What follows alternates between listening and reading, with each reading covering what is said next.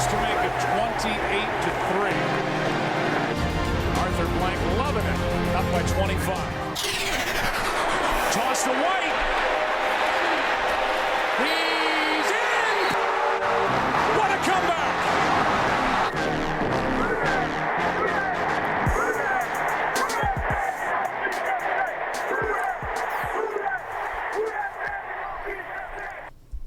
All right, welcome to another episode of the 28-3 podcast. Today we have a very special guest in-house, Jono Barnes. Oh, me? That guy right there. Oh, I thought Drew Brees was walking into something. You say a special guest. Well, I would have said extra special for Drew Brees, but you're special. I appreciate that, guys. We didn't Thank say you. future first ballot Hall of Famer in the NFL. We didn't say Super Bowl champion, although I think we are all Super Bowl champions if you really ask me. But, this is also a special occasion because for those of you watching, this is our first video. Yeah, we apparently fired Nick Overhill, as he is now known. Yep. And we replaced him with Jono Barnes. Sorry, guys. I'm sorry to all the Nick fans, but business is business, and you got to follow the numbers. We're trying to stay ahead of the game here at the 28-3 podcast, and sometimes that means making some tough cuts. And it comes down to the wire. You can only, the Saints have 53. We have 3. Nick didn't perform as well as we thought he would this preseason. And so here we are, right? Had to go younger, had to go, fresher legs. I get it. You know, sometimes you got to build for the future. And we know Jono's had a strong brand going, but, we kind of had some investors. We offered him a good contract. And yes. It's going to turn into this 28-3 more than I'm done now. I was waiting to see how far this was going to go. Jono just went the whole episode. Jono's good. Nick is good. Nick just couldn't be with us here tonight, so he would be jumping on our second video pod. But we figured this was a good enough occasion to start coming to you live and in color here in the 28-3 studios. As you can see, we are field side. This is where the Darth Saint watches the Saints games. So if you want to know what it's like to sit in his seats, what you're looking at behind us is exactly. Yeah, and to be fair, let's go ahead and tell the audience why Nick is not here. So his head got a little bit too big from some tweets that went out last week. Basically calling him the, what was it, the most... Well, our friend Dan from the Saint City and Me podcast at Procrastinatus on Twitter. Shout out to you, Dan. We love you. That's right. We do. That's right. You too, Mike. Dan put out a tweet that Nick has not yet recovered from, which is that at Nick Shea, who will be soon changing his handle to Nick Overhill, yes, is low-key the best Saints podcaster out there right now. Yeah, and look, I'm not going to argue with it. That's my guy. We've been best buds since we were like 4 feet tall. Yeah, so and we still argue about the same shit that we did 30 years ago. Yeah, he has a photographic memory with anything Saints or football related. So shout out to my guy. Yeah, so that said, Nick's in a contract holdout situation right now, and we're trying to decide how to handle it. Don't you hate when people get big heads? They start smelling themselves, and come on, Nick. I honestly thought he was going to take the Alvin Kamara approach and say, you know what, just like Kamara says, I love this city. I'm not going to let a contract get in the way of people who love me, who have shown me so much support. I thought Nick would say, I'm not going to let the podcast contract, because we pay each other millions, right? Absolutely. Get in the way of people who love him, like Dan, and only more who will. But how much longer do you think we can go on talking about Nick? Probably about 3 more seconds. We're going to go ahead and pivot. Yeah, we don't want to lose any viewers. So. Yeah, exactly. Yeah, you're still here, right? First and foremost, let's talk about the game yesterday. Because I know before we got started with the recording, we talked about it. That was the most fun I personally have had in the Superdome in about 5 years. Yes, as a season ticket holder since 2003, I would say at least top 10, just because of the unexpectedness of that game. And I'm not saying that's going to take us to great heights or anything, but that was a really fun game. I will say that was definitely the most fun since 2019, easily. Easy. 2020, obviously, we couldn't go to the game, so... but 2021, 2022, and 2023 had some fun games, but not as fun as what the Week 1 2024 game was. Well, you know what, though? We did get to go to a game or two during 2020. Because I remember... well, I went to the Chiefs one, which was great. I wanted to see Mahomes. So. Oh, there you go. That was kind of fun when we lost, but we gave them a good fight. So. Yeah. I remember the best experience was, funny enough, was going to the restroom with nobody in the Superdome. Oh, yeah. And, standing in the center urinal looking to my right, seeing 10 empty spaces, looking to my left and seeing 10 empty spaces. I'm like, man, I've arrived. I've got the Being able Superdome to stand myself. up and stretch. Oh, man, just That was kind of, great. yeah. That was great. No, it was awesome. And that, not that I want to go through another pandemic and have the Superdome empty, but there was something to be said for those games. Yeah, I didn't make it to one of those pandemic games. And I'm shocked because you go to preseason games, which I don't do. Wow.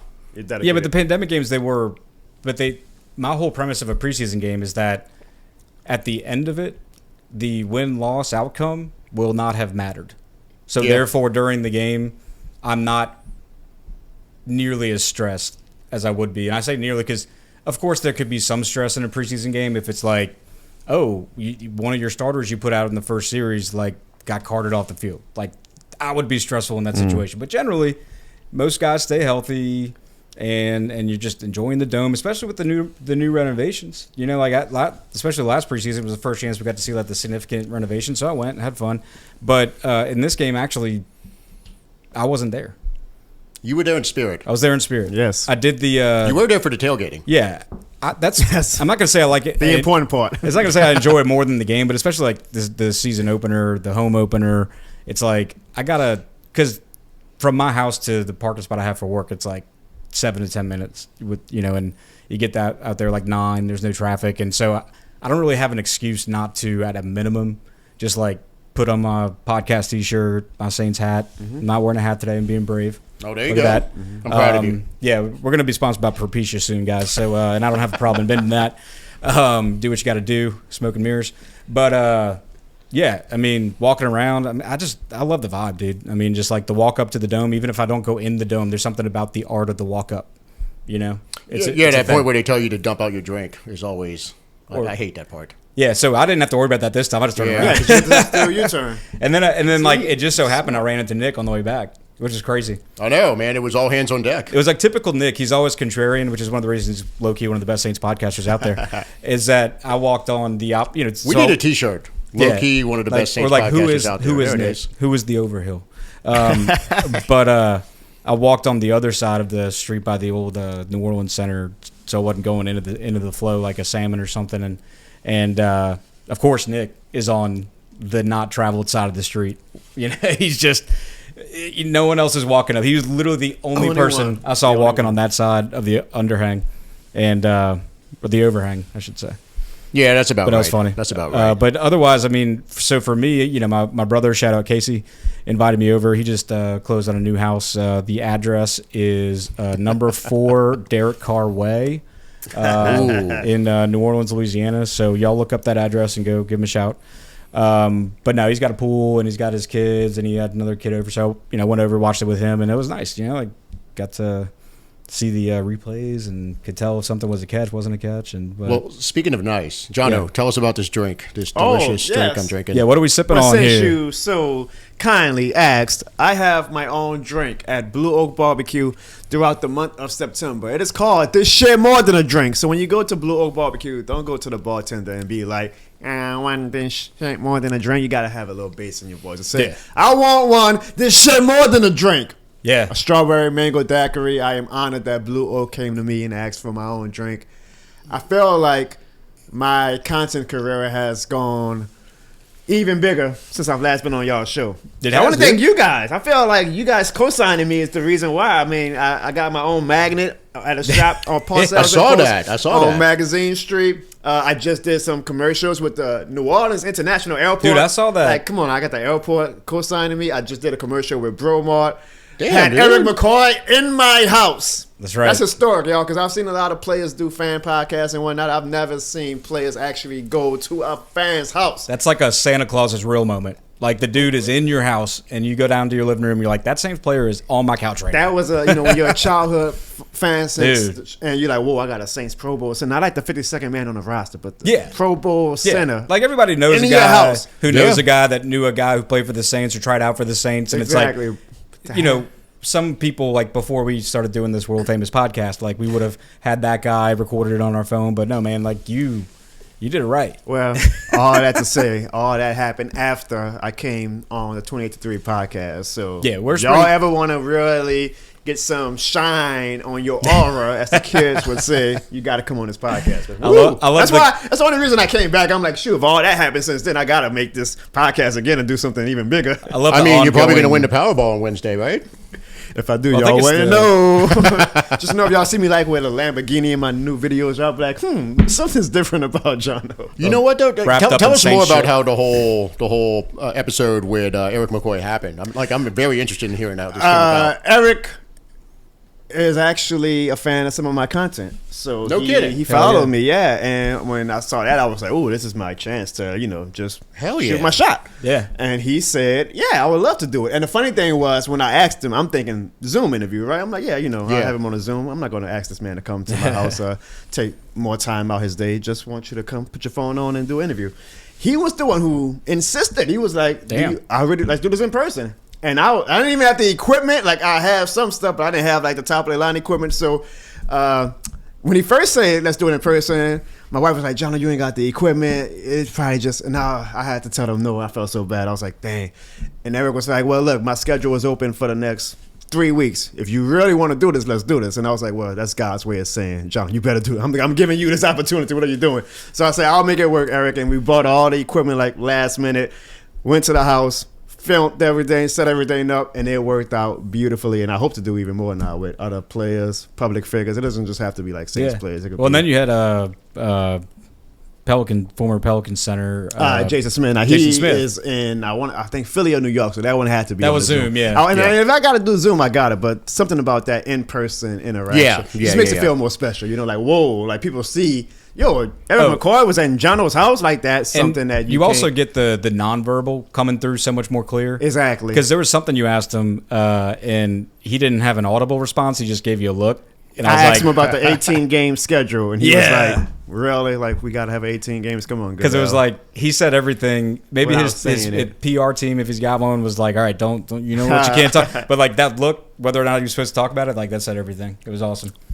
Eric McCoy, as great as yesterday was the top-ranked PFF, and I know we always say PFF is like our confirmation bias, but he was the top-ranked PFF player of yesterday. Oh, yeah. He was, not to my knowledge, ever the top PFF player before the Jono Barnes show, so I'm just saying. There you go. There's a direct correlation. Yeah.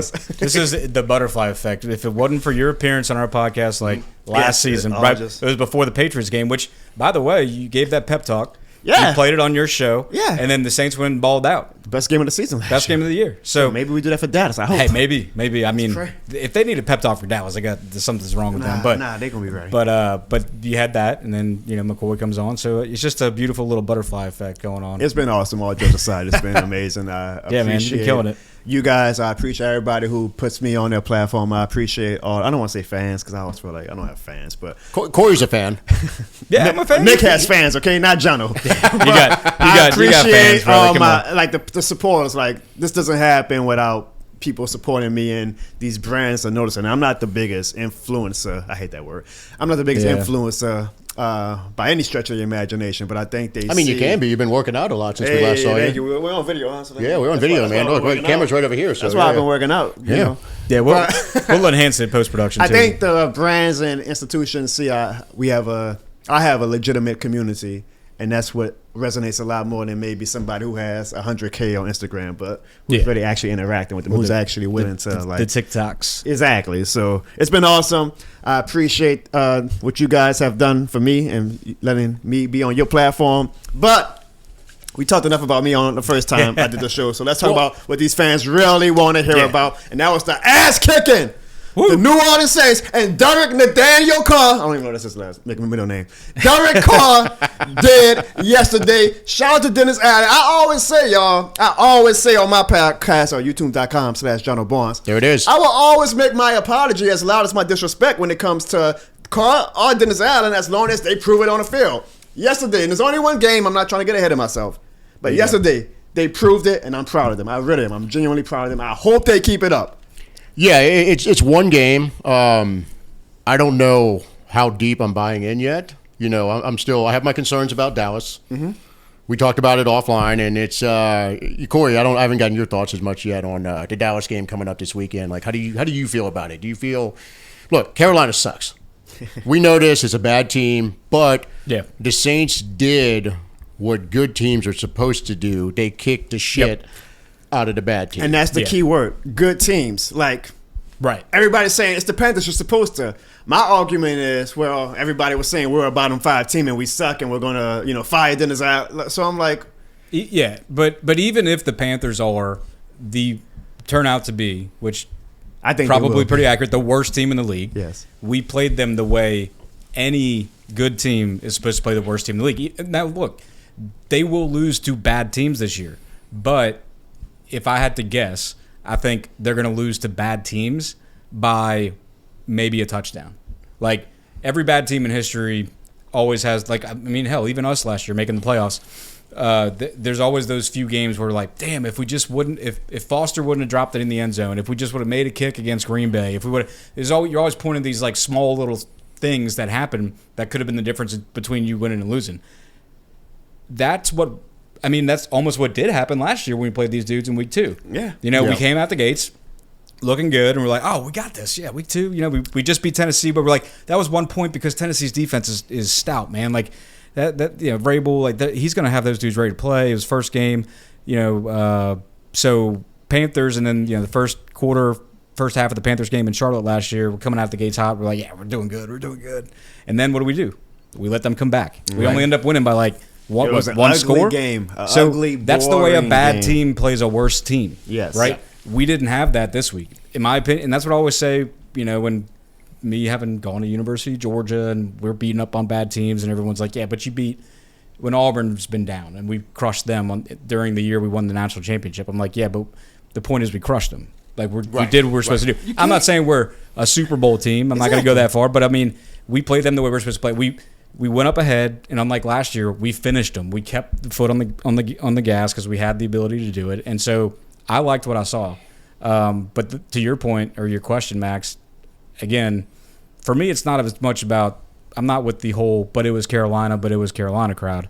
I'm very entrenched in my own stance of it was one game. Yeah, a great game. Yeah. I love what happened in the game, but the thing we didn't see last year, and again, we were not a good team last year, is us just simply doing it again. Sustainability. Do it again.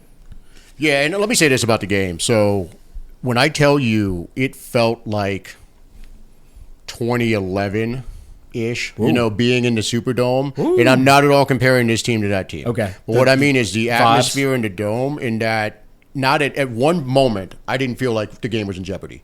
Yeah. Right, Shaheed catches a 59-yard touchdown, and I'm just like, you know what? Damn. We got this. Yeah. And the rest of the game felt like that. It was a party atmosphere. People were getting into it. And the vibes on the field.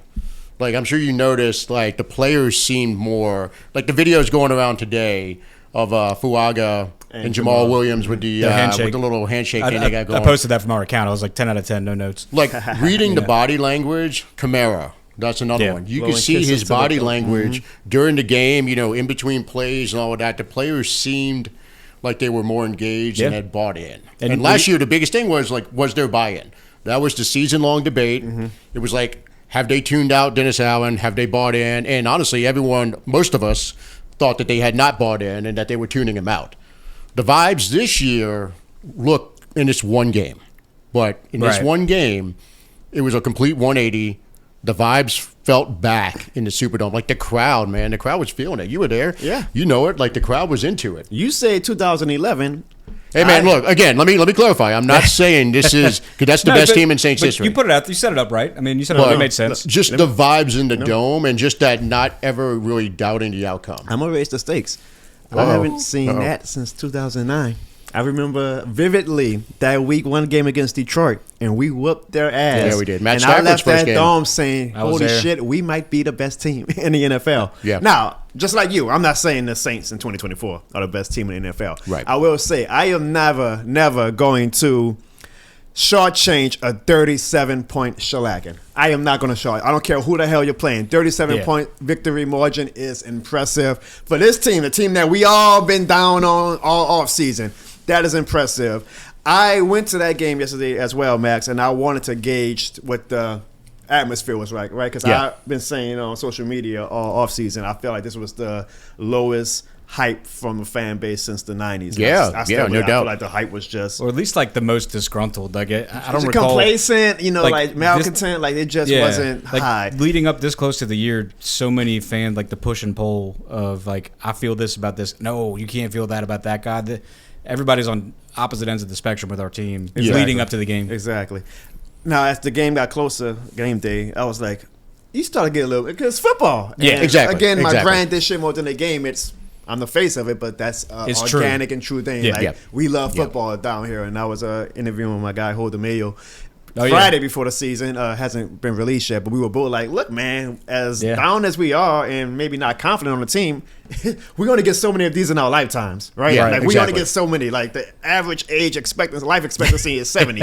I'm 36. Like, I got maybe half left of my life. Shout out to your guy, because he put out a tweet. Shout out Devin. Talking My about, guy. I don't remember the exact wording of it. You probably do, but it was something to that effect. It's I think like, he was motivated from that interview we did. That's why it probably was. Right. It's like you said, you don't know how many of these game days you're going to have. Exactly. You can't take them for granted. You really can't. I mean, Yeah, so I saw that tweet and I'm like, like I God said, damn, that's spot on. like you could say it's all corny and shit, but I mean, like that's no, it's not corny. That's corny, though. It's real. But it's bullshit, real. Bullshit. But it's Because real. I told you guys when you interviewed me last year, and I say part of the this shit more than the game skit that's special to me is that I did it with my big brother who passed away like 3 months after. He lived to 40.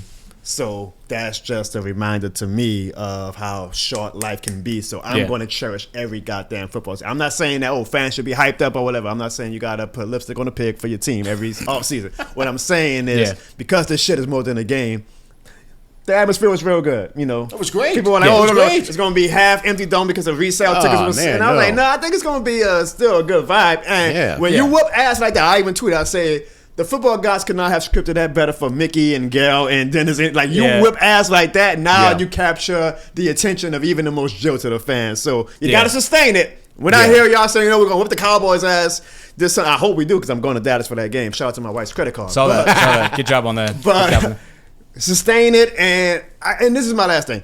Because I keep tweeting this throughout the whole offseason. I tweeted it one last time before Sunday. I said, and some of the fans got mad at me because I went on Fox 8 and I said, if Derek Carr wins, he will win back over the fan base. Nah, Jono, what you mean? No. I mean, and I'm he like, should. Yo, You mean like over the course of the year or this winning, game? just win. Just make the winning. playoffs. That's it. Like, if he makes the playoffs and wins, I don't care how guilty you are. Like, winning is fun. Yeah. Winning cures all. I know that we're all so disheveled by how the past 3 years have gone, how bad last year, we won 9 games, but how bad last year went. But winning literally cures all, and I'm going to stand on it. I don't care how much you hate a player. If the Saints are in the playoffs in January, when that ball gets kicked off at 12 p.m., even the biggest Derek Carr haters going to be watching with popcorn in their hand and like, let's whoop that ass, whoever the hell we playing. So, come on, man, miss me with that. Well, I'm with you. To echo what you said, winning does, in fact, cure everything. And here's a prime example. You guys remember with the whole kneeling during the flag, all that stuff was going on. And you remember that segment of the Saints fan base? I do. We're done. That said, The producer of this podcast is like, where are we going with this? Yeah, no, but they're like, we're not watching the Saints. We're not going to support them. Yeah. They started off, I want to say 0-2 that year, but then they rattled off all the wins, and guess what? Every single one of those people Fever. were watching the games, supporting the team, So full going of- to the game, so because full of that's shit. what it is. Yeah. As a So fan, full of we just shit. want to see a team win. And the advent Exactly. of Twitter, and even before Twitter, there was call-in shows with Buddy T. Use your squirrel. Get out of here. One of your hairs just flew across the screen. I think that was dust. That wasn't one of my hairs. Like, I'm keeping them all. There you go. That's what Jesuit does to you. Look, a rigorous education comes with some level of stress, all right? I didn't stress it much, but, maybe you did. Looks like you stressed. Hey, man. You can be there with me. I know I can, but I won't. Some of the best humans in history have been bald. Stone Cold Steve Austin. Michael Jordan. Oh, there you go. Come on. We could stop the list right there. That's enough. Yeah, I know. Those two are There's a goats lot. right there. There's a lot. But anyway, where was I going? You maybe lost my train of thought. No, but I got it back.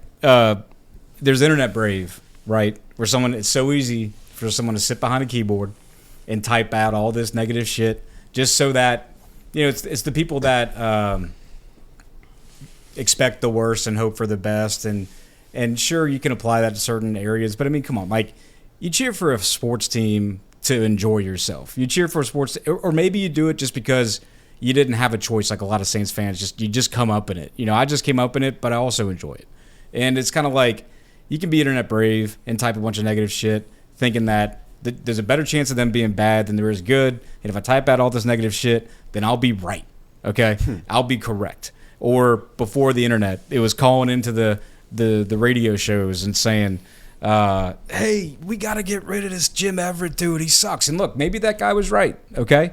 But the guys that called in and were like, I don't know about getting these linebackers from the USFL. Well, that dude was wrong, right? Sam Mills, baby. Tale as old as time. And so the thing is, like, let's just get behind the team, and it doesn't mean you have to be a car hater per se, but I agree. Like, if he starts winning, then it'll change. Everything will change. Call a spade a spade. Yeah. But I will give it, because you mentioned your boy Devin. We'll have to get him in the studio one of these days. Got him. But he's kind of made, I don't know if it's an official alliance, but we're Twitter followers, and he follows us now on Twitter. His regular caller, yeah, I'm live.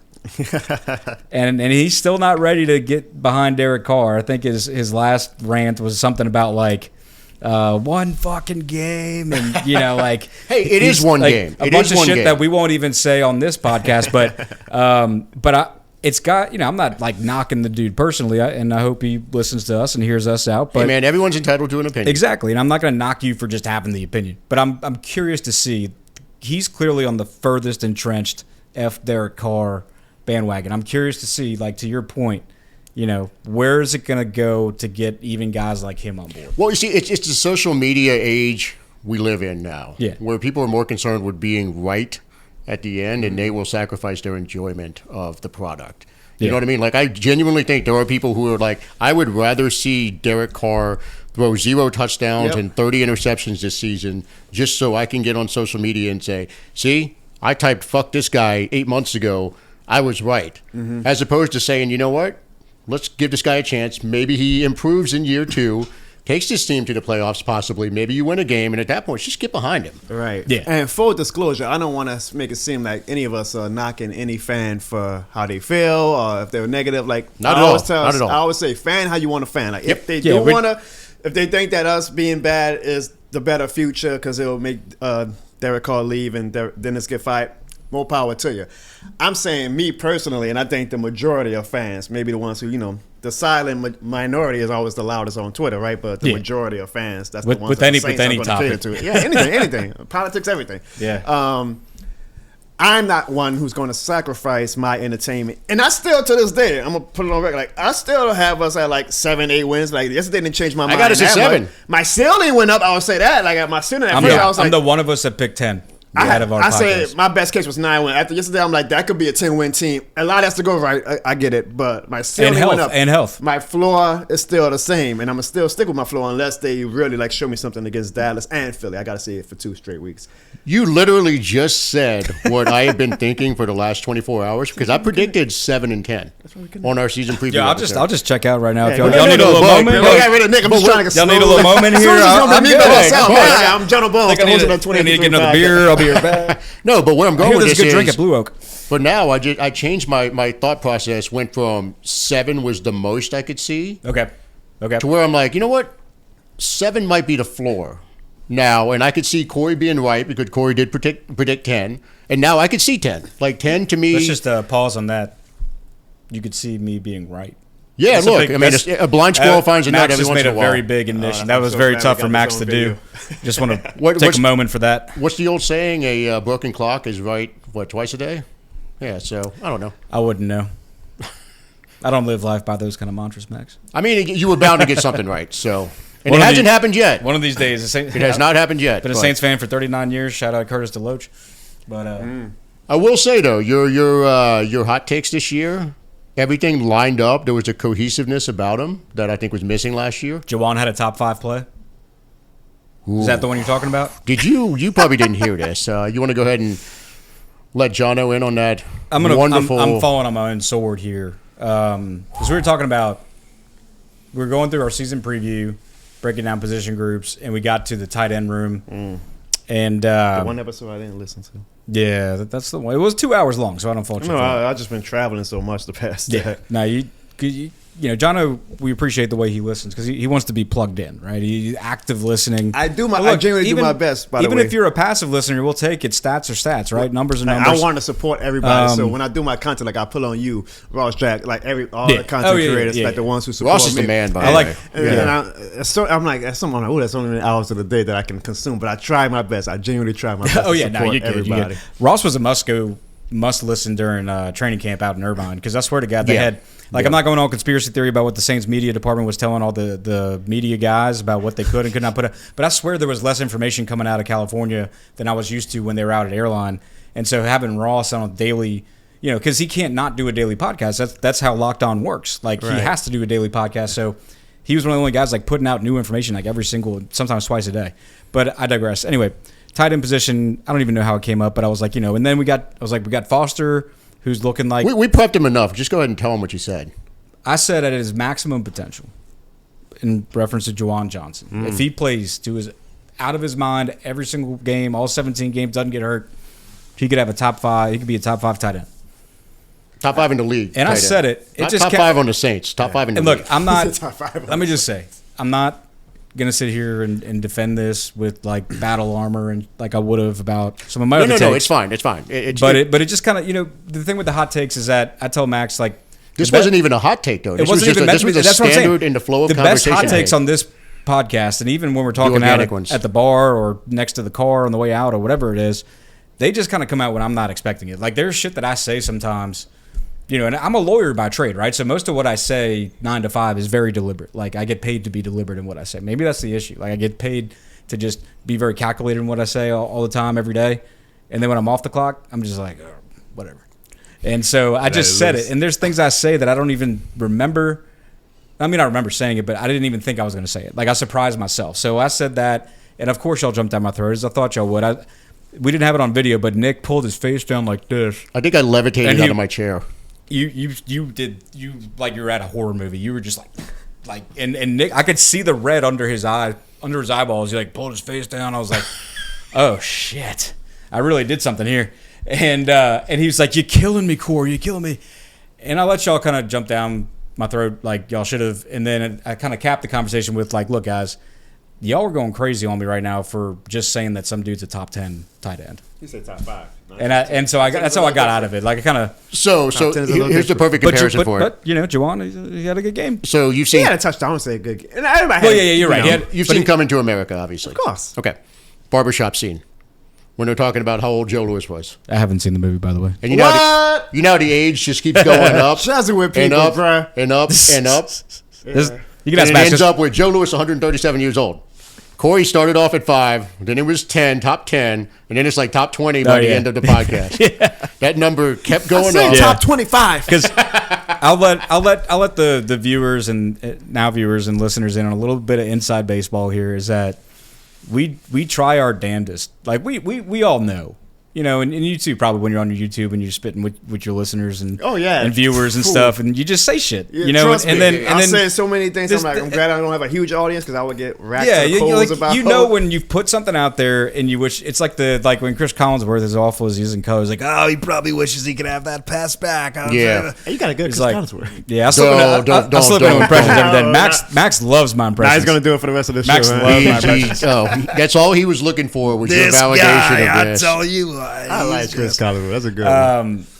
Anyway, but he wishes he could have that pass back. There's a lot of passes I wish I could have back while recording, and shit happens, So I would say the inside baseball part is like the one thing we try to avoid at all costs. Well, unless we're just having a mature moment, is to say the phrase, "You know what? I take it back." Yeah. There are no takebacks on this podcast. So instead of saying, okay, guys, calm down. I take it back. He's not. I just decided in the moment, like, hey, look. No, you got to lean into it. I leaned into it for a little bit, and then we're in an entertainment and then business, I just hit y'all folks. with the like y'all going crazy about a top 10 take. I didn't say top 5 or anything. No, you handled it well. It was much better than the Lorenzo Neal debacle. Not only when you tune into this podcast or you watch it, you get breakdown of the Saints games and breakdowns of us breaking down the Saints games. Well, so here's the intent of this podcast, and we've been over this before. I don't think we've actually ever verbally said this, for the listeners. I appreciate you being here for this rundown, Jono. Yeah, but the whole point of this podcast is to replicate what it's like when you're sitting in someone's backyard. You know it is. You're with your boys. Someone throws out a hot take. We'll just say that. Or you're sitting in around or you're at a bar, whatever. Cars in a parking lot, like anywhere whatever. you can You're just with buddies. Like, yeah. Someone throws out an insanely stupid take, as Corey is wont to do, and everyone else in the has just got to fucking jump down his throat and fuck with him. Yeah, exactly. That's how. And there's no offense taken. There's no offense. There should not be any offense taken. The first time, so like Max It's and entertainment. It's sports. It's fun. It's fun. Like all of this. I met Even Max. on social media. It's all football because there's no other. Fun. The story what are we of doing? The story of Max and I meeting is probably made for Lifetime TV, right? No, I'm a Hallmark guy myself, but nah, it's probably something else like a Jerry Springer show. Like we met because of our ex-wives. Right.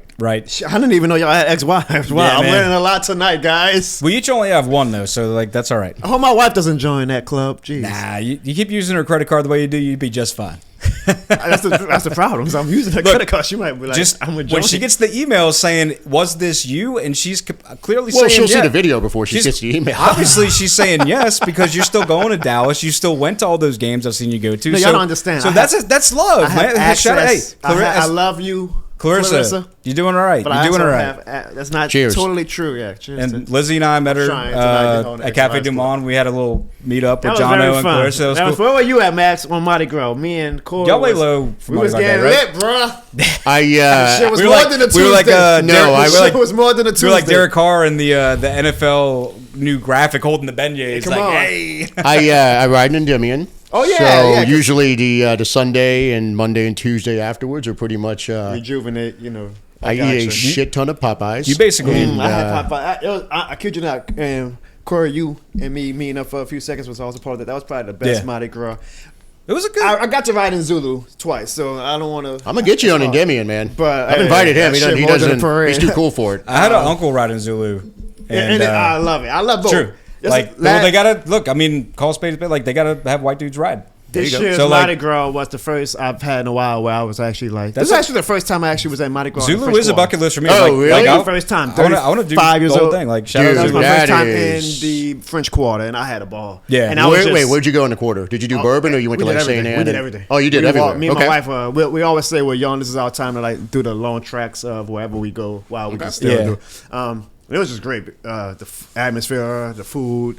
People were like stopping me, Well- and I'm used to it. And I'm not trying to sound cocky, but like I'm used to people stopping me That's now pretty at cool. Saints games. Yeah. But like when you are in the heart Well, of your yeah, city yeah. during the biggest time of our year, and people are like, "I mean, it was a lot." And you I don't, was like, to your "Whoa, credit, like- I'm actually doing something special if I'm getting. I feel like some people like when they're following like yours, not just like tuning your horn. Like it's increased a lot just from like last season to this season. Yeah, and then no, we go absolutely before that. has. Like you could easily, not easily, but like it's not a New Orleans thing to do. But if you were in any other city, you wouldn't be wearing the "This Year More Than a Game" shirt to the game. If you wanted not to be bothered, you'd be wearing something incognito. Yeah, But the right. fact that you show up in your brand T-shirt, it's just you. You're not. There's no hat on. There's no sunglasses. Anything like that's pretty awesome because you know that. I mean, you have to. I would think that like by showing up like that, people are gonna be like, "Oh, that you're Jono," or what is it? The lady that talked to your mom. You talked about her last. Are you Juno's mom? Yeah. So Not like, that I like wear it to get noticed. To Yeah. me, I have a PR background, so it's like it's marketing. Like, well, I wear. That's like. I mean, like no one. Okay, newsflash. I don't paint myself up like Dar Saint, right?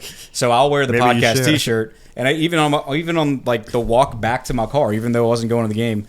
And you never know. You think you have an idea who your target is as podcasters, and this unassuming, just mom looking ladies. Maybe even like young grandma. Like, she's nice looking lady. Like walking with her husband, short. And she goes, "Where'd you get that T-shirt?" And I was like, "It's mine. It's for my podcast." And she acted like she knew me. I was like, "I don't think I know you," but she goes, "I didn't know you had a podcast." And I was like, "It's the 28-3 podcast. F the Falcons, go Saints." She goes, "How can I listen to it?" I was like, "Well, I got a sticker." Max wrote Marketing. Max wrote the website on the back, and here you go. Apple, Spotify, where you want to find it now. You probably need to do something a little better Now- than writing it with a Sharpie. Nah, that's New Orleans, man. Yeah, I like it is. I like that. It's like a Mardi Gras cup. Like That's true. here you That's go. why I like doing McCoy at my house. It's like, okay, I ain't got no professional studio. Like this is like, And that's what we're I not love about Pat our fan McAfee, base. we're not Stephen A. Look, Smith. Like we're doing it. We're fans. I right joke now. about- maybe Yeah. we'd love to get to that point one day, but Yeah, and I know we'll make our way back to the Panthers game at some point, but we're this is fun. I mean, honestly, what is there to really talk about? We kicked the shit out We of keep them. the shit on them. Yeah, well, I would like to Bryce know, Young sucks. But everybody's thoughts on the Cowboys. We'll get to that. we'll get to that. Yeah, we'll get to that. But I will say one thing about our fan base, and I feel like every time Jono comes on, like we get into the Saints fan base because like it just we're such a unique deal. And I will say, you know, I catch a lot of shit sometimes for having gone to Georgia, and I get that, especially my LSU peeps. And then every now and then people really piss me off, and I guess I can't blame them because they just assume like, oh, you got to wear red and black, so like you're with the Falcons now, like you kind of okay with the Falcons. I'm like, fuck no. And honestly, I do have a hard and fast rule. Like, you know, like you get the personal superstitions. Like even when no one's around, you start to feel kind of, oh, I can't do that. So I have a hard line between the red and black away for Georgia on Saturday because it's Bulldog red and black.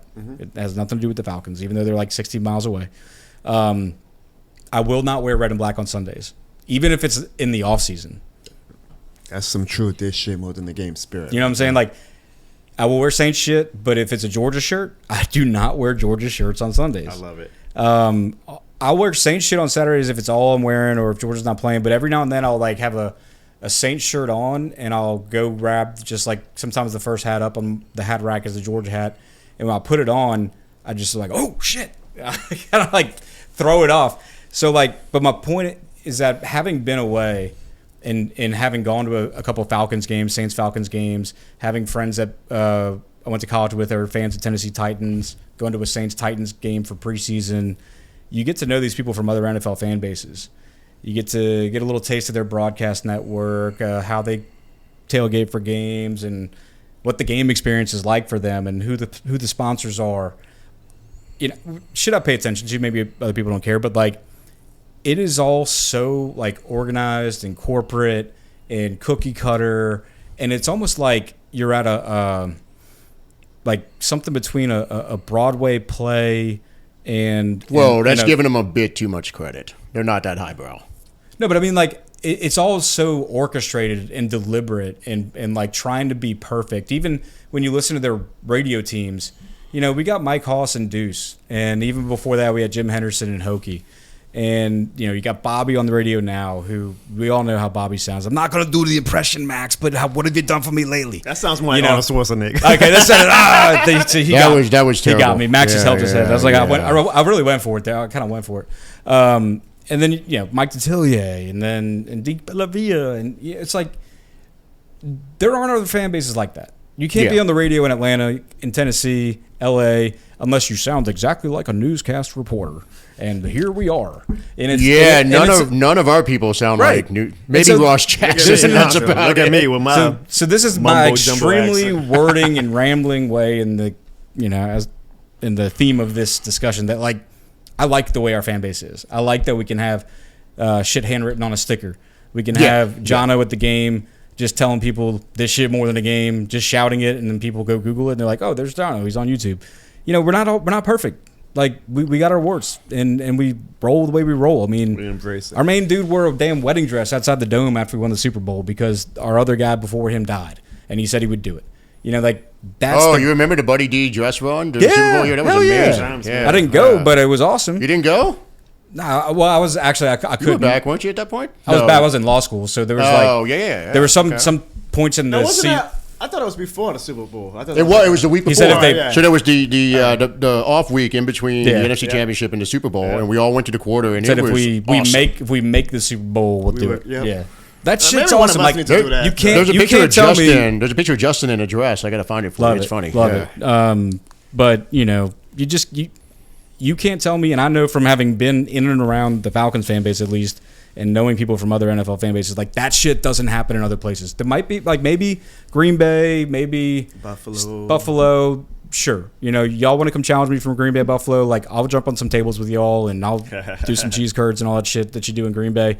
We played them there this year, right? Yep. Yeah. So, yeah. Anyway, I had to go on that long riff about. He's basically saying this shit more than a game. This is like what Dan and Mike do on Sin That City would have and been Me. the short way to say it, I think. The Cliff Notes version. Yeah. Have you ever known me to say something the short, Corey the went short full way? on War and Peace That's on just that one, and because we're so excited, man. Like Sunday was, So anyway. it was fun. Fun is not overrated, folks. Fun is fun. If you're still listening, and maybe we've edited this part out, but I bring that up, Jono, because you bring that shit to our fan base. You know, like it's great. It's fucking great. Thank you. I appreciate that. Yeah, no, this shit is more than a game, and that win Sunday was more than an ass whooping. So much so that when you guys before the show brought up Isaiah Foskey, I was like, damn, I didn't even. He got it. To look He was into in. He with got it. him, Payne Turner, and thankfully Trevor Penning, which we didn't hear his name a lot, which means it's a good thing. Like if we don't hear about Trevor Penning, and I was like, that really was a good game. Like if the whipping mules of the fan base right now were hardly mentioned, then we really had a successful Sunday. I will say there was a lot of plays where Penning was doing his job. Peyton Turner was in the backfield a couple times, didn't finish. Chase Young was just like this close, like the entire game. A lot of pressures. But yes. You had to save all the sacks for Alante Taylor. That's what they were doing. They were like, we gotta let Alante. Hey man, that's the Future old defensive Roman player Harper of the rule. year. I decided it was Alante Taylor's Beetlejuice game. So hold on, you say his name I three think times. like Von Bell, because Von Bell was the one who I vividly remember. Like, always. Wow, man, Roman had 8 or 9 sacks that one season. Maybe I'm Yeah. having a blank with that one. Then. Ah, man, he was way better than Von Bell was at that. No, I think Von Bell was pretty great at that. He was good, but I gotta Rome, get the what did stats, Rome but- hit? 8 or 9 sacks that I one don't remember, It's but not Super Bowl year. Like, we're gonna ask him next time he's on the pod. shout out to Roman, man. Shout out to Roman. We're gonna say, hey Roman. So we had Jono on, and He gonna be like, who's Jono? who's a better sack artist?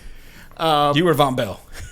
Hey man, the defense balled out, the offense balled out. I wonder. 7.5 that year, 2011. All right, now let go look up Von Bell's. All right. And we'll see if he ever had. Is any he more still sacks. on the Bengals? No, No, I think he got.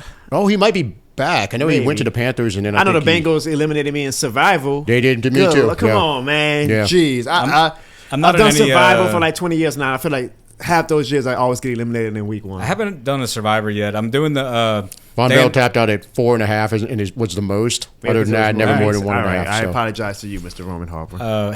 As well, you should. I'm in a pick 'em though with Dan and Mike.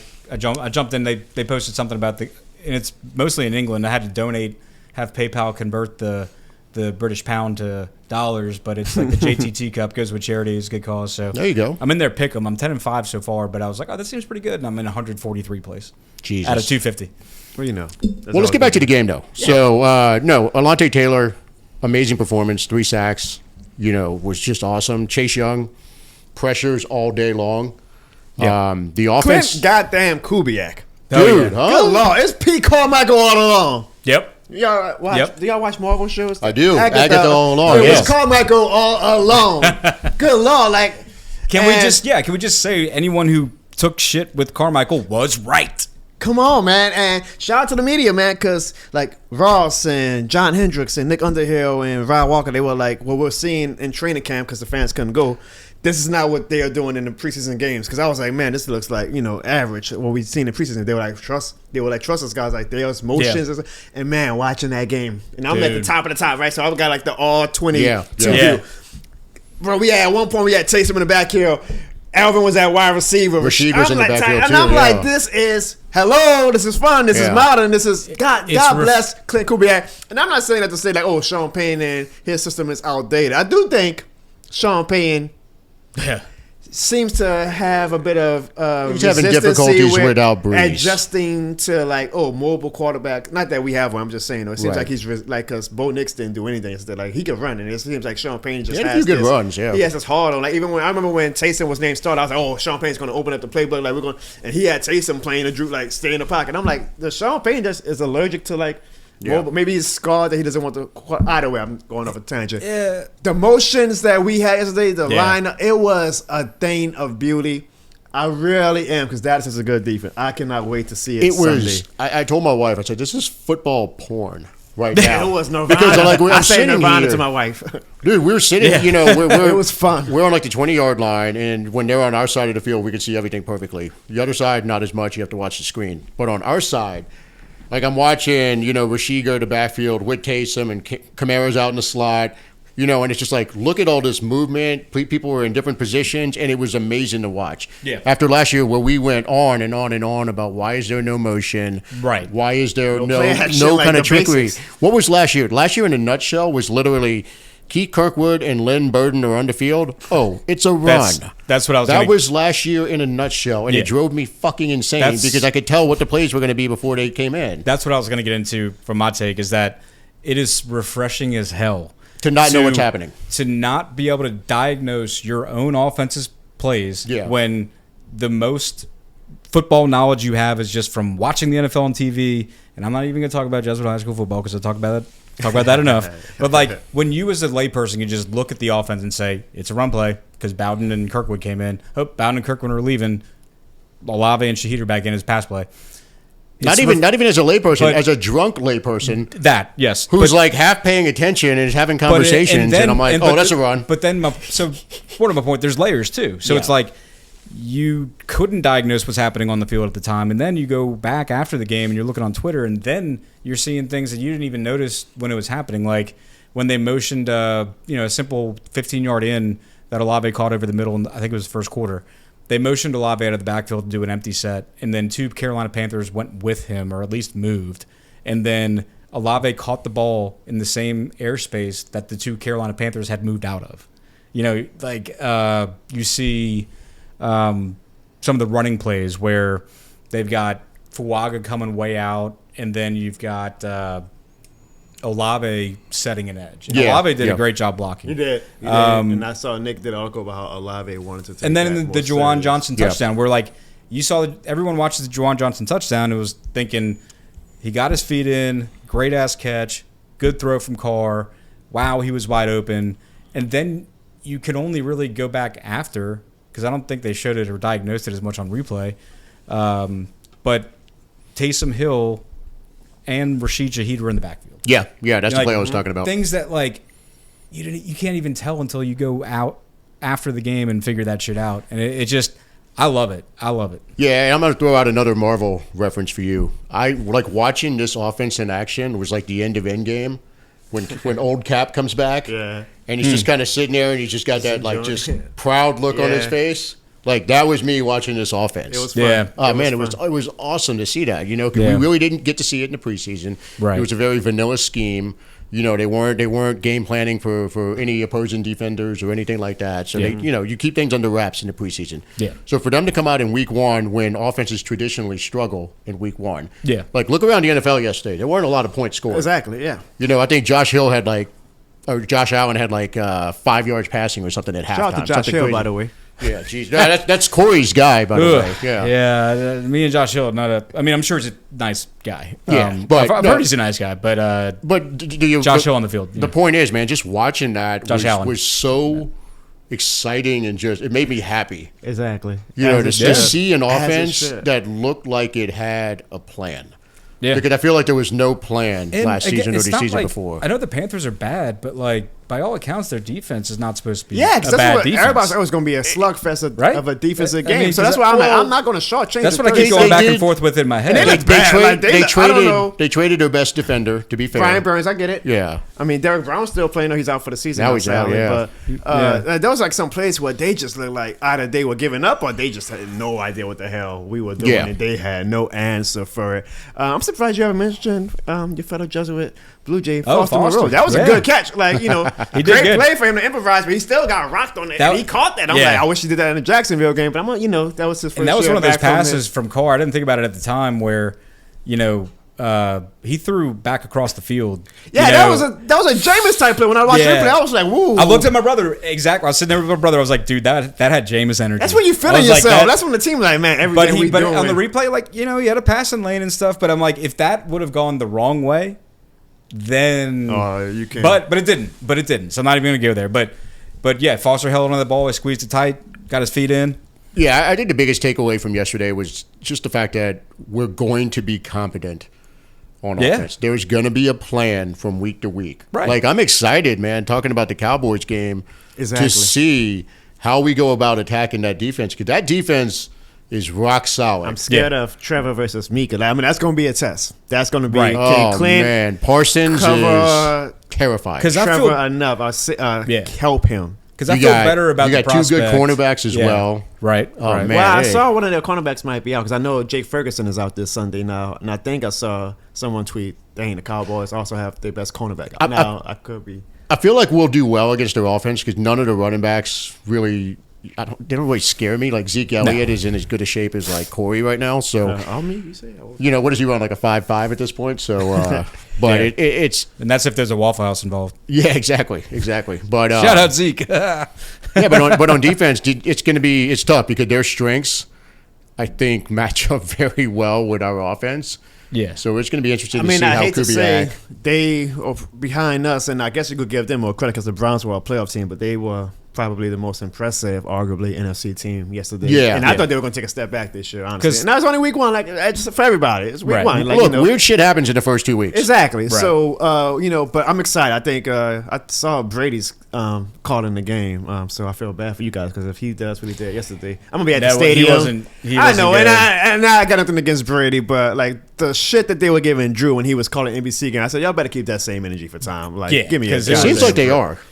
Good. I've No, it really I've been seems so like they busy. Like are. I haven't been on social media the way I want. I usually am at least, but like there was a lot of dead air, like where it's like the announcer was like, "Brady, you got to say something," but he can't say it out loud, and it's just like 3 seconds, and that's not how. Yeah, like- either way, Like Greg Olson's got to be pretty if they pissed got and right now. if they got now because this is a 12 p.m. game, and I remember in the offseason I was like, "Damn, you know how bad the Saints got to be for them to put the Cowboys at 12 p.m." They never put the Cowboys at 12 p.m. Yeah. But if they're giving Brady the game, then that means that okay, they say, "Well, the Saints did something noteworthy enough that Yeah, well, this is not an interesting game." Yeah. Question for you guys: do you, after as great as the game as that was, do you leave with any concerns from the game? Is there some? Because I will say, -1 Lattimore. It's starting to get a little annoying, and I don't know how long he's out for. But I'm like, especially because if one thing I will always give Dennis Adams, he knows how to coach a goddamn defense, and he knows how to coach a secondary. So Yeah. if Lattimore misses any extended time, I will finally be accepting if the front office says in the offseason, okay, Lattimore, our defense is just as good without you. It's time. We can't pay you $100 million to miss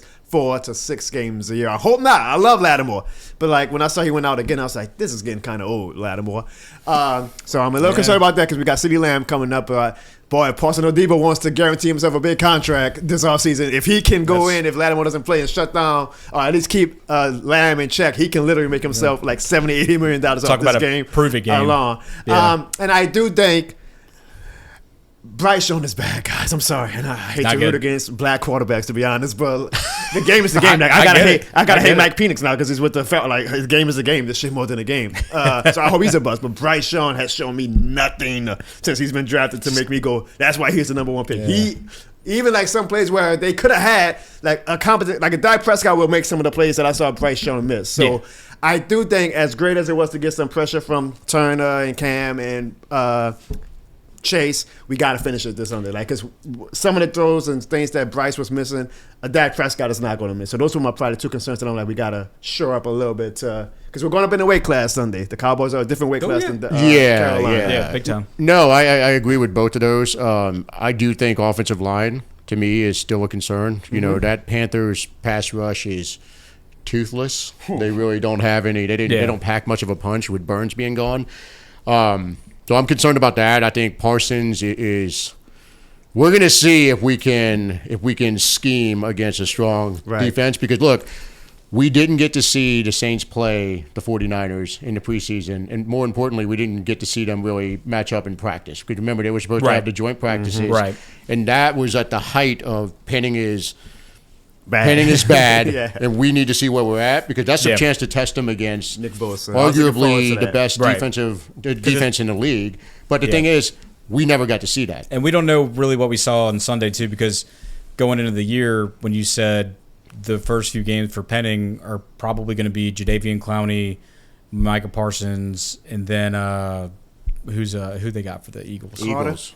There's a bunch of them on the Eagles. Bunch of them. Anyway. Zach Vaughn now. Oh my God! Bond's going to be like, I know. Hey, that's when you know you had a good Sunday when I completely forgot about the Zach Bond game on Friday. And Davenport, I know he got hurt, so people still got their, but he had a sack, and I was like, I don't even give a shit. I'm like, but to echo what you said about Lattimore, like Nick is the biggest Lattimore fan there is, so it's almost fitting that you brought it up. I love Lattimore, by the way. Look, we all do. He's been an amazing player for us. The reality is, the last 2 seasons, he's been hurt a lot.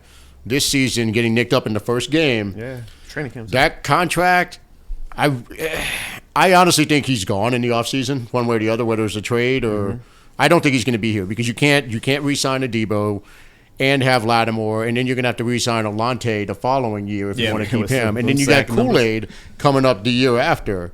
So, to me, I think 2 of those guys are probably not going to get re-signed or moved. You know what I mean? We got Rico Payton to step up. Dude, look, if DA can do anything, it's coach cornerbacks and defensive backs. So Sean Payton can make any quarterback look competent. DA can make any cornerback look competent. Yeah. So it might be easy or make it easier for the front office to get. Now, I love Lattimore. I think when Lattimore is healthy, he is a top 3 cornerback. Yeah. Is that a hot take? All right. So I want you No, to that's jump, not a hot take. I don't think that's not John jumped on court. But no, I mean, that's far cooler than my just like Juwan. with Kendrick Minute, it gets frustrating. Like, okay, like you can't help us from the top, and well, we're not paying Kendrick. We're paying Lattimore a lot of money, and if he is going to miss another 5 or 6 games, then it's going to suck because I love him. But the way the market's looking, not to go on this tangent, but it's like you got to start deciding.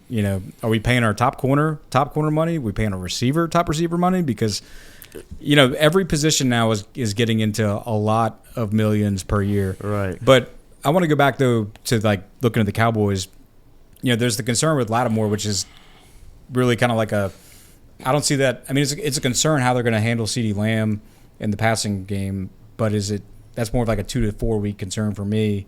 I think going back to the offensive line and Penning, it's like, what did we see him blocking a good Jadeveon Clowney or an ineffective Jadeveon Clowney? Because Clowney's a name at this point. He's a name. He's never really had the game to back up his name. So Parsons could make Penning look straight up like he did in the preseason, but I'm excited. But he can make anyone look like that. And what I'm excited to see because of that is how Kubiak schemes to account for that. Yeah.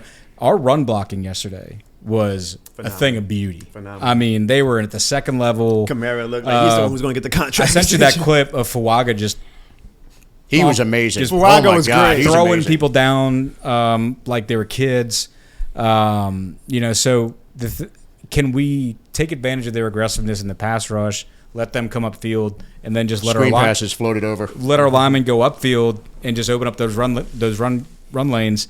That's kind of what I'm excited to see how he handles that. Look, I'm going into it with no real expectations. Yeah. Like, I literally look at yesterday as 1 week. Mm-hmm. I am not at the point where I'm saying this team is winning 11 games and making it to the playoffs and making a push for the Super Bowl. Yeah, I think I am very much on a week-to-week. If they win the next 2, I will be on that. I'll probably be there with you at that point. I draw a fine line on social media where, like, I play a character, I feel like, a bit now. So, like, I put purposefully, like, silly fanatical tweets. Like yesterday, I put y'all Derek Carr, and I did this last year when Pete Carmichael had the good game after, and I know it's going to get me like racial, which I mean you get jumped after like the 3rd time on Twitter, you get used to it. Shit happens. And I got I pay for the blue check now, so I get money back. So I'm like, shit, y'all won't make me money by it. Yeah, you're telling me how stupid. We're right behind you. So on that. I play this fanatical role, and then sometimes I'm like, okay, am I playing it too much? Like, because people can't differentiate when I'm being serious and when I'm playing the role of right, what a great. People are like mad in your replies. Yesterday I say I'm leaning all in. Like, you don't get a 37-point ass whooping. Yeah, every day. So I'm going all in with I'm a fanatic, and I put these wildest hot takes that I'm still getting my mentions blowing up, saying, "What the hell? People don't know what my stuff is." People who know who know me, they still. And I'm like, how do y'all not get me? Like the ones who followed me for like 2 years. I'm like, how do y'all not? But either way, you say you go into the game with no expectations. I'm not either, but what I will say is this. After Sunday, the most exciting thing for me is I am going into Sunday in Dallas Stadium. I will be there wearing my shirt, saying it loud and proud, win or lose. Y'all going to get some great content out of that game. I promise you that. I'm actually excited. Yeah. Like, well, I was excited at first. Like, I just enjoy going to road games, right? But now I'm like, I actually think, silly me if we wind up losing 47-10 ourselves. But, like, I'm like, I think we can give them a game. And if we do, that would be fun. I hope we win. But, like, I'm actually going to the Sunday excited. Like, I want to see what Kubiak can do against Dallas. After this past week, it looks like we can give them something. I feel like it's going to be a close game. I really do. It should be. I hope. I think our defense is strong enough to where we can make a good game. Yeah. I just want to. I'm cautiously. Because if we lose by more than 2 scores, it's going to be like, all the goodwill from week one is just completely like, just give us a good game. Right. And I can be like, okay, like that is a good team. And we then- are kind of in agreement that we're Yeah. not a great team ourselves. So like, oh, we lost to a good team. But like, if you go to Dallas now when you lose 35 to 17 or 20 or whatever, people are going to be like, okay, same old Saints. Like they beat the sad teams, right, but right. nothing's changed. You know, the offense is a little Yeah. more polished, but they still, DA and Derek Carr are who they are. So I want, God, Derek Carr, Dennis Allen, prove us wrong. Like, I'm cheering for you guys to be successful. I want you guys to make me and all the others look stupid. Make us look stupid. Yeah. So do it Yeah. on Sunday. Make us look stupid. It's what I keep going back to is consistency. I said it Yeah. last year. Yep. You know, the one game, it was amazing. I'm not going to take a damn thing away from that one game, but do it again. Just show us, unlike last year, if you really want to show us something different from last year, even if you lose, give us a game. Because I think if you're saying we can make the playoffs with 7 losses, right? There's some games on this schedule that have to be baked in losses. Mm-hmm. And you talk about going to Dallas on week 2, you know, that's got to be one of them, right? So I think, anyway, some people might disagree, but I mean, if you win this game, it's kind of a bonus to me. You know, like take on a bigger fight with the Eagles, at least they're in the dome. You know, but if you win this game, it's a bonus. I'll say this: if they win this game, perception changes. Yeah. Because at that point, it's 2 wins, and this one would be a quality win. Because Dallas, I've been to Dallas to watch the Saints play the Cowboys before. Serious. It took a damn near miracle for Malcolm Jenkins in that game to win that game. Oh, and yeah. that place is a tough place to play. That is is. a tough team. They've got talent all over the damn As place. annoying as I they are, went- their fans are loud. I and, went in you know. 2018 after we whooped the Falcons' butt on. That's like when we were winning by 40 points for Oh, 4 yeah. straight weeks. And I'm like, you know, I booked the flight. Maybe that's a motivation behind my skits. Like I booked the flight. I drove. I booked the tickets though. Like that night at the Thanksgiving night when we beat the Falcons, I said we're going to Dallas, honey. Like we are going. Like we are unstoppable. It's on your credit card. We're going. love it. And then we lost. And then we lost, right? Now I've also gone in the past. I think it was 2000. And this is an underrated game actually. 2013. I think it was the game where we went to overtime with them. Like Jimmy had fumble, or Colston had fumble. Oh, yeah. Jimmy got it at the 2 yard, and we won. It was a great game. Yeah.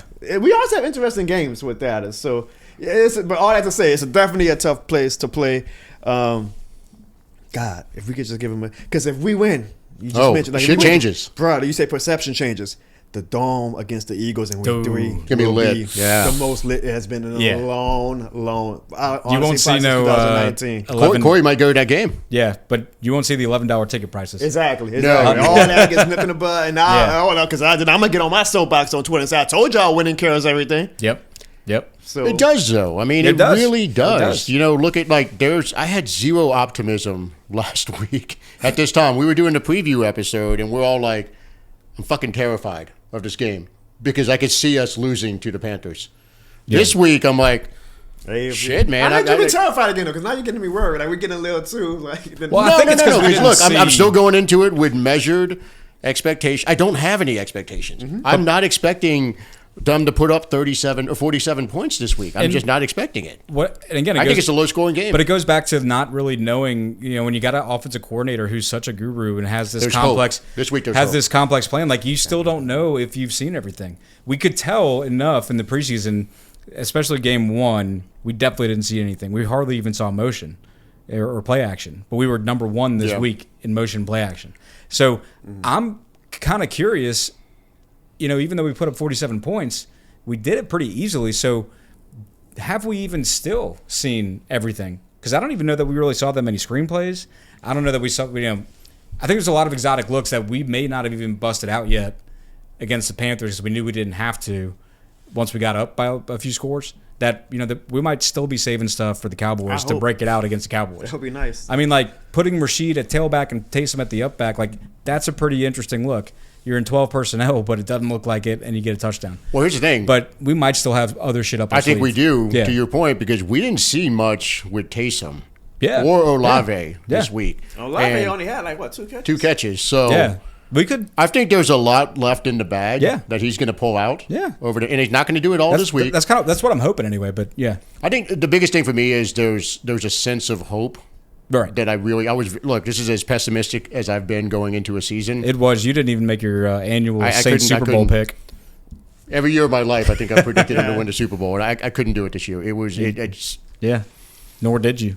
Yeah, I didn't. I said, fuck it. I'm going with the what I actually truly believe is going to happen approach. You had a sensible, well, For the first time in my life, I was sensible with guarded. I'll give it guarded. It was very guarded. It was like Alcatraz, dude. There was nobody getting there, and it was fucking guarded. But that being said, the hope, as we are as Saints fans, the hope is kind of it's bubbling up, and it again, wants to come loose, and it might come loose if we win this week. I hope. I think it will to a degree, but again, win or lose, it has to be competitive. It has to, because if it's not, and it doesn't even look the part, because the Saints eye test is unlike nothing we've ever seen. The eye test for Saints fans is like, if it's bad, they're gonna tell you it was 3 times worse. Yeah, and so it's got to at least look the part, even if we lose. Be competitive, because if it's not, if we can't move the ball in offense, if Carr overthrows a bunch of dudes, if receivers drop balls, we don't have any running yards, average 2.9 yards per carry again, we're just gonna say, look, yeah, we got a new guy, but clearly it doesn't work against the real teams. Yep. So that's what I don't want to see. I don't want to see that. To get me out of that world, I want to be free of that shit. That's what we had to trudge through last year with Carmichael. Show me Clint Kubiak that you can get this team where it needs to go, offensively. Look, first steps, I'm encouraged. Yeah, you can't ask for a better. You cannot. That was as perfect as you could possibly script it. Like, there was no. I don't think anything else could have happened yesterday that would have made me feel better about the game. Well, I mean, I'll look, if we're going to go there, I mean, we had 4 field goals? Yeah, but he had 2 long They're stalled out a couple times. What I felt good about that. Groupie made them. He made them. Because I had no faith. Makes you feel great about Groupie. But I mean, if you could say, like, could it be even better? Well, yeah, then you would have all touchdowns and no field goals. 47 points. But it's 47 points. He wants the 60 that Drew Brees would have put up. I'm going way out of my way to play devil's advocate here. It's 47 points. And Jamal got his touchdown. 2-game touchdown streak for Jamal. Put that out there on the Twitters. Well, thanks to James. He averaged over 3 yards a carry too. 2-game streak for Jamal. 2 games in a row. The last touchdown was Jamal. 3 of our last 4, right? Or 4 of our last 5. So and we scored 40 last against against Lawson. DA apologizing to the Falcons. But and maybe we actually were building something last year. Now all the fans were like, "Oh, we're just playing trash teams and whatnot." But maybe we were. Or DA was actually kind of building something that's carrying over. We'll see. This is obviously us kind of looking at it from a rose-colored glasses because of how Sunday went. Yeah, and man, you just reminded me of the DA apology, and that sucked the wind out of the sails from that game last year, because don't ever do that, man. I like that was my favorite part about Sean Payton, was the pettiness, like doing a commercial talking about looking at a menu and he gets that fucking sly little smile and it's like roasted dirty bird or whatever the hell it was. Like, just don't, even if you think it, or even if you don't did say it, man, to Arthur Smith behind closed doors. Yeah, privately. Don't get up on that podium and tell us you did it. Right. Yeah, I don't care if you're lying to me. Like, just don't tell the fans you did it. Yeah. Same with Derek Carr and like when he talked to Jesse Bates. Like, I think Carr made up for it a little bit yesterday with his play on the field, and then shit talking to J.C. Horn. I love that. He's like, I got 3 what? of you. I feel bad for Joe Horn because that's my dad. He's like, oh, my son. J.C. has been kind of, I don't say a bust, but like I thought he was going to be a top 5 cornerback, and he's been rough his career so far. I don't know who was analyzing it. They say Sean Payton was trying to go out of him or Surtain. Oh yeah, they were talking about trading up that year. Was that the year we drafted Turner? That's how the way we were. Yeah, but a lot of people had Horn going. That was the year. I was looking at Horn anyway. They were talking about trading all the way up into the top 10 to get him. I think it was the year we got Turner though. But thank God that didn't go through. Could you imagine giving up multiple firsts for Horn? Oh, it'd been how many? Was it just the year after? Has it been? Well, Turner was the year we stayed put. And we drafted him. It was a total reach. All right, so then the next year. All right, so anyway, it worked out. Can't say it's been a whole lot better for somebody. Horn was also the same year as Patrick Surtain Jr. So didn't Horn at least have like one stat-worthy year? I don't think so. He blew his leg out one year. Yeah, and then it's kind of been rough sledding. Anyway, I have a question, y'all. This is the 28-3 podcast, so I feel like before we wrap up, I gotta ask this question. We gotta address it. Let's do it. Wasn't it great that the Falcons looked like so shitty yesterday? I mean, congratulations to the Falcons. You guys were the offseason champs. Oh, yeah. And I kept saying, I'm like, am I missing something? Like, God bless Kirk Cousins. He is what, 35, 36. He's coming off an Achilles. He's an immobile quite. He's not Aaron Rodgers or anybody. Like, he's never been that. So why is everybody acting like this is the same Kirk Cousins that they're going to get off a bad Achilles? And he looked bad. And it's only week one. Maybe he has to play himself back into. But he looked like they might legitimately have to play Penix. It looked like they were game planning around. Like they knew he wasn't 100%, and they were doing their game plan completely around him being basically 70. And they got Philly and I guess they got Philly and Kansas. Like they could be 0-3 going into that week 4 game. Yeah. And if we are 2-1, God, if we are 3-0 in here, that was talk about. Woo! I don't know. That's just me being fanatic. It's like people saying the best 2 words in football: Saints win, or best 2 phrases: Saints win, Falcons lose. Oh, it's beautiful. And I don't want to write them off. It's week 1. Well, no, but I did think that the offseason hype was getting a little overboard for them. This all. And that's what I think. It's like what are we doing, y'all? Like, I think we're going to see Penix before long. The low key big market, because like you always get all the Cowboys news you never want. You always get the Giants news and the Jets, especially with Aaron Rodgers, and then the Rams and the Chargers, and so Atlanta's kind of like that media market, especially in the South. And so when they actually do competent things, I feel like the media wants to jump all over them because it's Atlanta. Yeah. And so it's besides the fact that they suck and we hate them, it's refreshing as hell to see like the media proven wrong. It's like you tried to hype up that team again. You tried to do it. I never learned y'all tried lesson. to do it. One thing the Falcons are going to do is they are always going to Falcon. Remember that. I told them that because I did a rant video after we lost out on Justin Simmons, and I wasn't like acting like us losing out on Simmons was the end of the world. But I was like, damn, the optics looks pretty bad. Like, he came to us first. He used us to get the Falcons, and then he chose the Falcons over us. And for some reason, the algorithm, whenever I do like a rant, because the Falcons got one up over us, they come like mice that see a fresh, like they after the Thanksgiving game, I don't know. I'm like, hey, at the end of the day, it gives me more engagement and followers. But they were on, and I'm like, okay, Falcons fans, let's slow down a little bit. I'm mad at my team, but remember something: you guys are always going to Falcon because you're the Falcons. And then, of course, when they lose, they go back into hiding until the next big thing they do. Yeah. So I hope they continue to hide because they're in weird territory right now. I really think we see Penix with Cousins. I mean, I'm gonna give him like 3 more weeks. Yeah. But boy, if he looks like he did yesterday, that was bad. Because we've seen Cousins when he's good. I mean, like we know all too well how good he can be. But it's like, so if he does figure it out, okay, then we got to kind of walk it back. But one highlight I saw was one of the interceptions, and I don't know, I forget the Twitter account, but they were kind of like, look at the dude's back foot. He can't even plant off his foot. That's what I'm talking about. And it looked weird as hell. Like, I don't know that I've seen really a quarterback's back foot look like that. He's not right. Who was not playing on a rainy field or in the snow. Yeah. Like, his foot was flat. It was sideways. I'm like, that is not. They gave him how much money? More than Carr, right? So I actually, like, when they dropped the Penix, I was like, I ain't mad at that. Like, yeah, get your quarterback if you feel like he's people were dogging on it. I wasn't going public about it, but I mean, it was a John Love thing to me. But I was like, it was a like not a Cousins. reach, but like it's a you're forfeiting that first round pick for this year, seemingly, but like long term, it's really not the worst move. Yeah, no, absolutely not. And the Penix winds up being a star. Nobody cares about it, right? Nobody cares about the Cousins contract. I mean, still, it's the Falcons. Weird. It's like, man, y'all paid Cousins a lot of money. I mean, I'm still going to say it was dumb because it's the Falcons. The Falcons fuck them. Yeah. But it could turn out that No, seeing how he looked yesterday, we're not going to want to go up against Penix when he plays. Seeing how he looked yesterday, I really do think we see Penix at some point this year. Yeah. Probably closer to midseason. Than put it this way, well.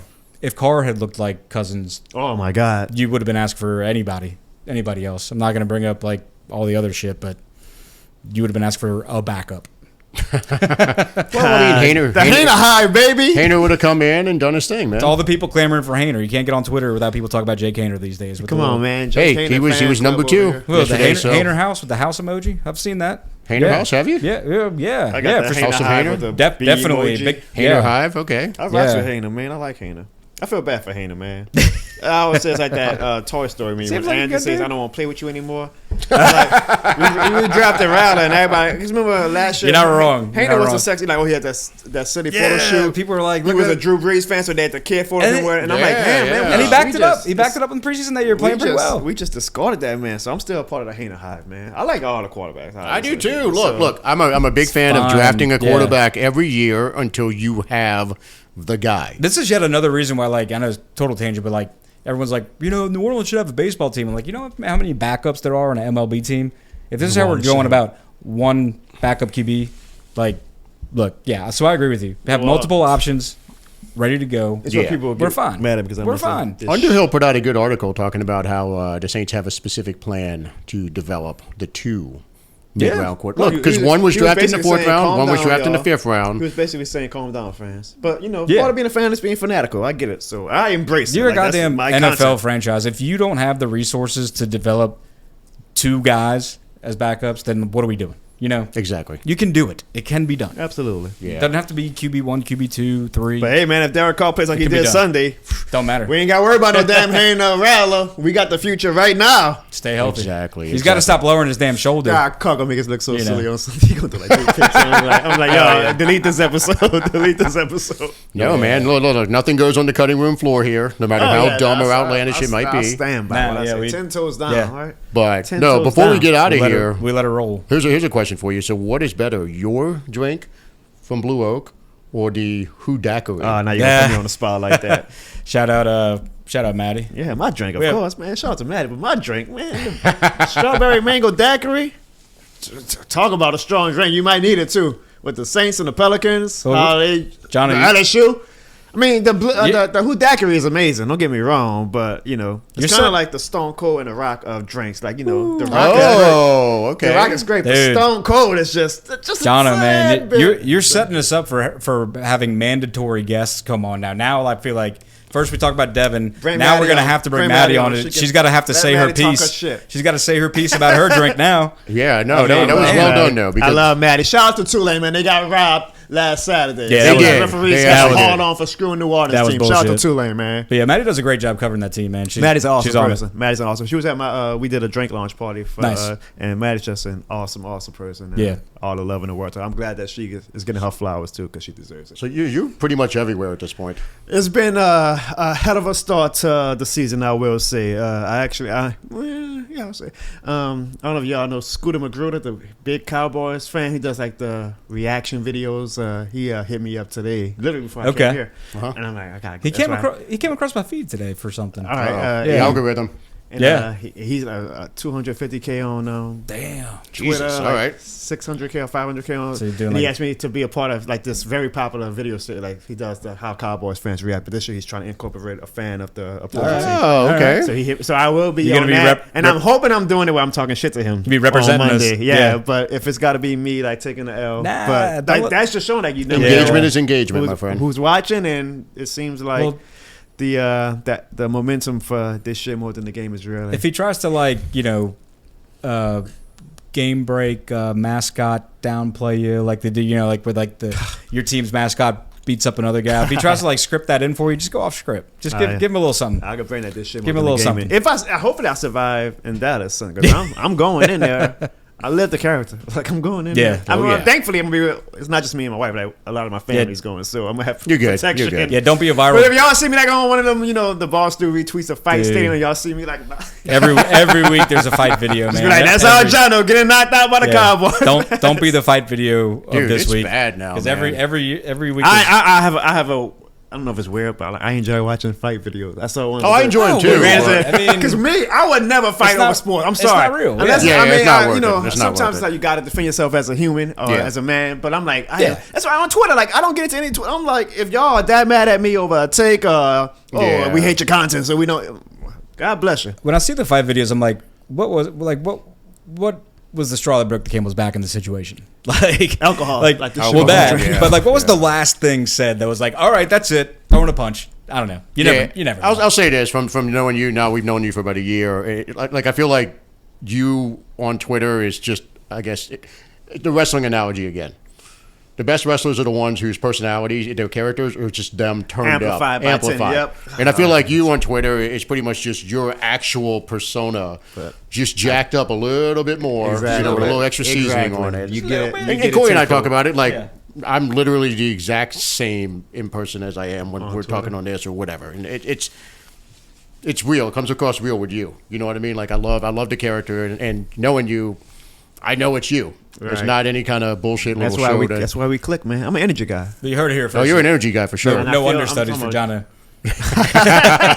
No stunt doubles. Well, I think what we need to do, 'cause we're I think right at the hour and a half mark. Yeah. Why don't we wrap this up the same way we wrapped up the previous episode with Jono. Yeah. And maybe Jono goes ahead and gives a pep talk. Yeah, so, you know. I got, all right, go ahead. You know, I think just this to kind of is your time. Let you cook. We're going to set it up because, you know, Jono's grown since last year. We've grown a little bit, got some new followers. Arguably one of the best regular season games. Well, we only had regular season games last year, but the Patriots game was probably the best played. Yeah. And we had Jono on as a guest before the Patriots game, and things were kind of down before that. We were down. Yeah. And we had Jono in here. We recently kind of linked up on Twitter and got to talking, and we brought him in. We had a great episode, and Jono's a great motivator. I don't know if you've seen him on YouTube and whatnot, but we said, Jono, there's only one person that can bring this home for the black and gold, and it's a Jono Barnes pep talk. And so he gave it. Dude, you talk to that team. You talk to those men. And that's why we won. And they came out. They came out that tunnel and took some names. So, yeah. I mean, I ran through a brick wall. So that's yeah. So that's what we did last year. So I think you're right, Max. I think it's the only. It's the fitting way to end this episode. It's a big game. Cowboys, Saints. You ready? You ready? Do we need to coach? No, I ain't know. We're gonna sign off with this. Is there anything you want to plug before we do this? At Jono Barnes on everything. If you search now, this shit more than the game, I will come up. You can see my content. You can buy a shirt for $28.30. That's right. Yeah. And again, since this is our first video episode, if you're watching this, if you haven't hit the like button, the subscribe button, we got to remember to say that shit. Do it. And we got our channel set up and everything, so shouldn't be too bad. So, without further ado, we're going to go ahead and turn it over to the man. I'm going to say it's real simple this time, guys. Everything you did last week before that Sunday game against the Panthers, do it again. That's how you play football. Everything you did before the Carolina Panthers game, just do it again. Okay? Because you know they always say everything is bigger in Texas. Well, you know it's going to be bigger in Texas. This ass whooping that we are going to give to the Dallas Cowboys. We've shown the world already what we do when this shit is more than a game. Now on the biggest stage, in the biggest stadium, we are going to really show why this shit is more than a game. So everything you did before the Carolina Panthers game, I want y'all to do it again because y'all already shown that y'all know what it takes to prove why this shit is more than a game. Now we're going to do it against the Dallas Cowboys, and we're going to show why, right? All my exes live in Texas. Well, you know what? All the L's as well live in Texas. Courtesy of Dennis Allen. Let's go. Devin Cole, and Clay Kubiak and the New Orleans Saints. Give me a this shit more than game on 3. 1, 2, 3. This shit more than a game. Whoa. And with that, who dat? Thank you for listening to the 28-3 podcast and watching. Boom.